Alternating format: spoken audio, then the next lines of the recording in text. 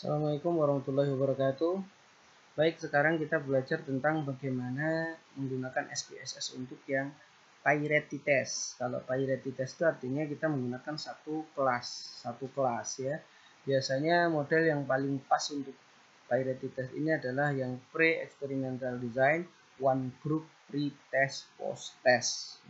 One group pre-test post-test. Nah, jadi kita akan dapatkan data seperti ini nanti, siswa ada pre-testnya berapa, post-testnya berapa. Nah, ini mudah sekali nanti. Mudah-mudahan teman-teman yang menggunakan one group pre-test post-test ini banyak sekali menggunakan ini, ya kan, langsung pakai ini. Jangan lupa datanya ini. Kemudian kita buka SPSS-nya. Siapkan dulu juga t-tabelnya untuk melihat nanti t-tabel kita berapa.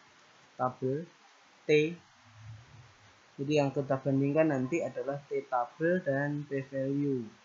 Karena kita ingat bahwa untuk uji T ini, kalau p-value-nya kurang dari 0,05 maka akan tolakan 0. Dan kalau T hitungnya lebih kecil dari t-tabelnya, maka terima 0. Maka T hitung harus lebih besar, maka p-value harus kurang dari 0,05. Kalau ingin hasilnya penelitiannya itu bagus. Artinya terdapat pengaruh sebelum dan sesudah.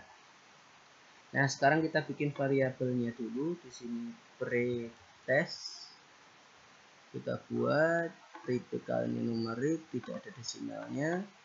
Kemudian nggak perlu label karena ini skala. Kita juga nggak perlu membuat ini benar-benar angka semua gitu. Oke, kalau label harus lah ya.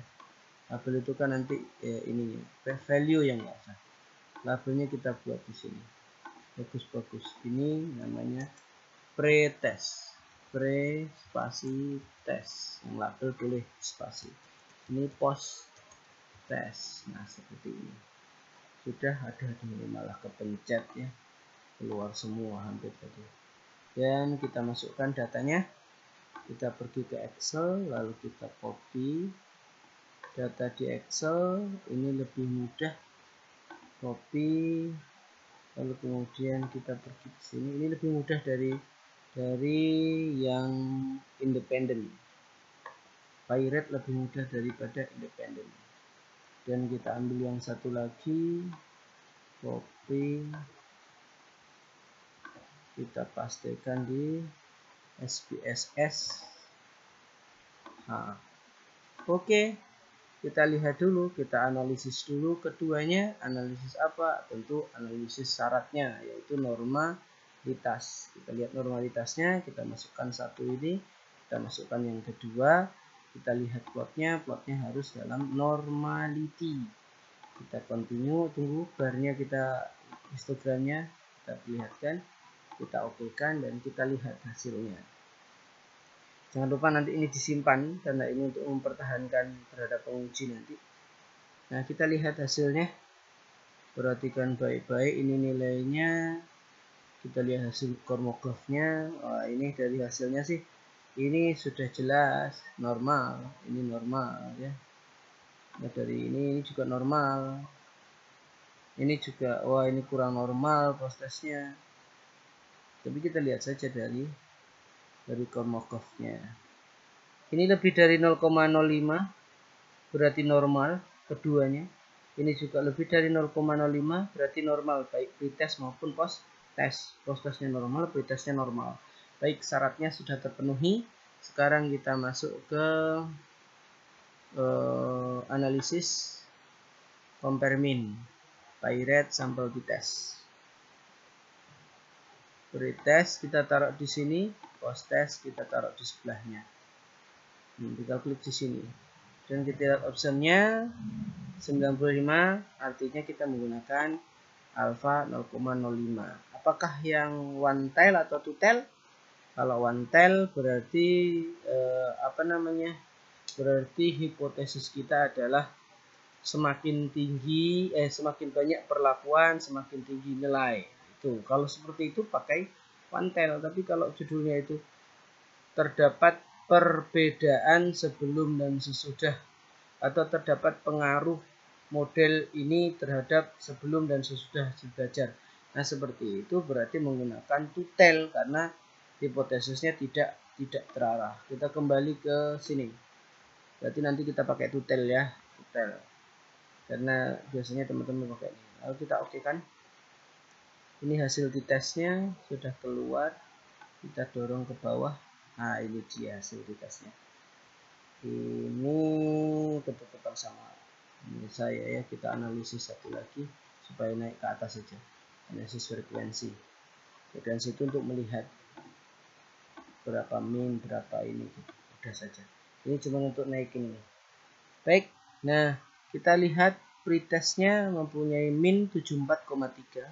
Rata-ratanya 74,3. Jumlahnya 20 orang. Ya ini kan namanya juga pay-rate. Pay-rate itu artinya datanya berpasangan. Maka jumlahnya harus sama. Loss rate-nya 78,75. Artinya memang terjadi kenaikan. Kenaikan. Lihat korelasinya. Korelasinya 0,968.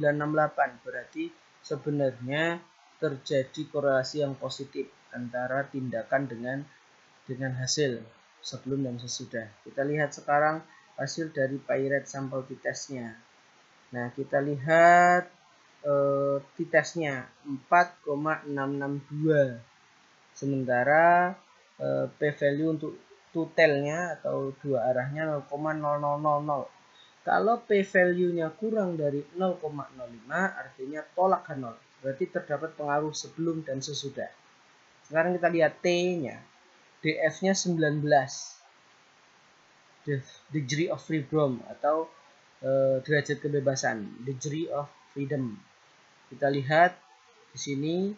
Kita ambil yang tutel 0,05 berarti di sini, kemudian DF-nya 19. 0,05 DF 19. Ini dia 2,093. Jadi T tabelnya berapa? 2,093. T tabelnya, catat deskripsi nanti 2,093 dengan alfa 0,05 pada tutel atau dua arah dengan DF atau derajat kebebasannya 19. Maka kita perhatikan kembali ke sini, ternyata T tabel lebih kecil dari T hitung. Tanda minus ini hanya menunjukkan bahwa terjadi kenaikan. Memang kebalik begitu. Kalau terjadi kenaikan, T-nya minus. Kalau terjadi penurunan, T-nya positif. Jadi T ini, T hitung ini mutlak nanti. Kalau 4,662 ini artinya lebih besar dari T tabel. T hitung lebih besar dari T tabel menunjukkan bahwa ditolak H0. Terdapat perbedaan sebelum dan sesudah perlakuan. Maka data yang kita punya ini bagus. Ditolak H0 baik dari T-nya menunjukkan T hitung lebih besar dari T tabel, tolak H0 dan dari p-value-nya 0,000 kurang dari 0,05.